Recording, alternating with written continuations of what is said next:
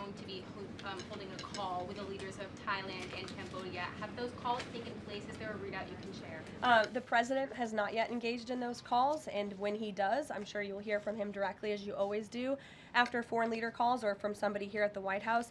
I do know, with respect to the conflict in the peace deal in Thailand and Cambodia and some of the conflicts you've seen arise, reports of that in the press over the past couple of days. The president addressed it in Pennsylvania. The administration is obviously tracking this at the highest levels and is very much engaged. I spoke with Secretary Rubio about it this morning. And will senior U.S. officials be meeting Saturday with European and Ukrainian officials to discuss the peace plan? Look, the United States and the Trump administration continues to be very much engaged in trying to bring the Russia-Ukraine war to an end. The president had a call with Europeans yesterday. His special envoy Witkoff and his team continue to talk with both sides literally as we speak. If there is a real chance of signing a peace agreement, if we feel like those meetings are worthy of someone on the United States' time this weekend, then we will send a representative. It's still up in the air whether we believe real peace can be accomplished and we can truly move the ball forward. The president is extremely frustrated with both sides of this war, and he's sick of meetings just for the sake of meeting. He doesn't want any more talk. He wants action. He wants this war to come to an end. And the administration has spent more than 30 hours, just in the past couple of weeks, meeting with the Russians and the Ukrainians and the Europeans and speaking with them as well. So we'll see about the meetings this weekend, and stay tuned. President Zelensky's latest proposal that was sent over yesterday? He's aware of it, yes. Ed. Thanks, Caroline. So the Fed chairman, the president says that he's interviewing candidates. So I just want to be clear. So the pick has not been locked in. And could we get an announcement before Christmas? I know every business outlet in the world is just chomping at the bit for a scoop or something on this Fed chair announcement. I'm not going to get ahead of the president. I know there's been a lot of reports about potential meetings this week with potential candidates. Look, as always, this is a decision the president himself is going to make. And I know there's a lot of reporting out there from anonymous sources who claim to know something. I would wait and see what the president himself does and announces, and I certainly won't be the one to get ahead of him on that. On the economy, can I ask you about a Michael, go ahead. On the next Fed chair, does the president have an expectation that his pick will lower interest rates next year to his liking?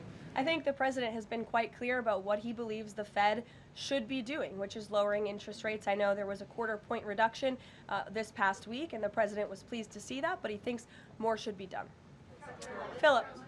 Thank you, Caroline. On these advanced NVIDIA H200 chips, why is the president willing to allow China to have access to one of America's chief technological advantages? Look, I will tell you just a couple of things. The president put out his own statement on this, which I do think highlights his exact thinking. What you see from the president on Truth Social is most of the time what you hear from the president behind closed doors privately. He told President Xi that NVIDIA will only be shipping H200 products to approved customers in China under conditions that will allow for continued strong national security. The administration continues to maintain a strict export control regime, and we are ensuring that the Blackwell chip and other advanced technologies stay right here in America, and these H200 chips will only be sent to China after undergoing a security inspection here in the United States. Elizabeth. Thank you, Caroline. New York City Mayor-elect Zohran Mamdani put out a video recently telling immigrants in New York City they have the right to stand up to ICE. Are you concerned this will inspire New York City residents to resist ICE operations, and what will the Trump administration do if this happens? The Trump administration is definitely concerned about the rise in violence, in attacks, and physical threats that we have seen against our brave men and women who wear the ICE uniform. Again, these are agents who are just simply doing their jobs. They are enforcing our nation's immigration laws, and we've seen more than a 1,000% increase in violent attacks on them and their families. They've been doxxed, they've been harassed, many of them have been physically assaulted and attacked. So we condemn that wholeheartedly. I know the administration has done a lot to protect our ICE agents, and the president stands firmly behind them in conducting these enforcement operations. And there's a lot of talk from Democrat politicians in New York, but the Trump administration will continue to do our jobs in every state, and that's to remove illegal aliens and public safety threats from American communities. Sure. Thank you. I'll go The gentleman who's very eager, and then to you. Thank you so much. Obviously, Jasmine Crockett, who the president has openly criticized, just entered Texas' Senate race. I asked Mike Johnson, who said that Texas largely supports the president. Crockett, on the other hand, says that Trump is an example of extremism. She says that her support is a referendum on Trump. I'm curious to get your thoughts on this. And has Trump made any statements since she's announced her candidacy? Not to my knowledge, as you know from the White House podium. As a government employee, I'm not privy to comment on future elections, but I do think the president has made his thoughts on Ms. Crockett quite clear, and I do believe he thinks she is wholly unqualified for the office that she is seeking.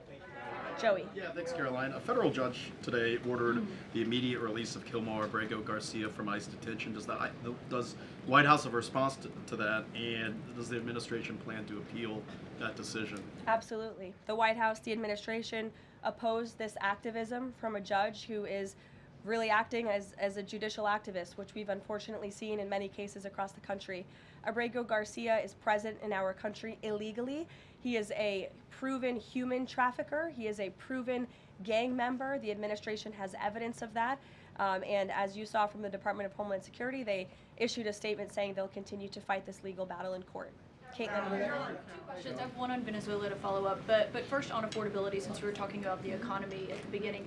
If the economy is as strong as the president has said it is, then why is he telling parents 2 weeks before Christmas that they should only buy 2 or 3 dolls for their children? Look, what the president is saying is that if we want products made right here in America, if we want them to be made from American small businesses, which is a large part of the reason the president has effectively implemented tariffs, then we're going to have better quality products right here in the United States. Maybe you'll pay $1 or $2 more, but you will get better quality and you'll be supporting your fellow Americans by buying American, and that's what the president was saying.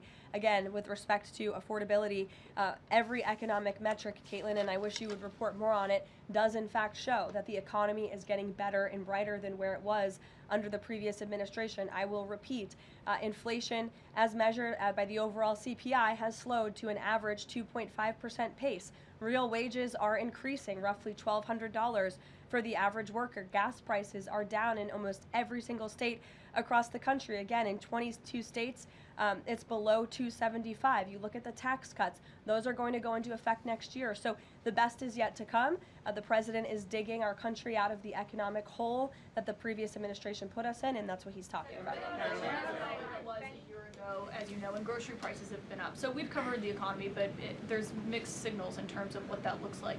But on inflation is down from where it was. As measured by the overall CPI, it has slowed to an average 2.5% pace.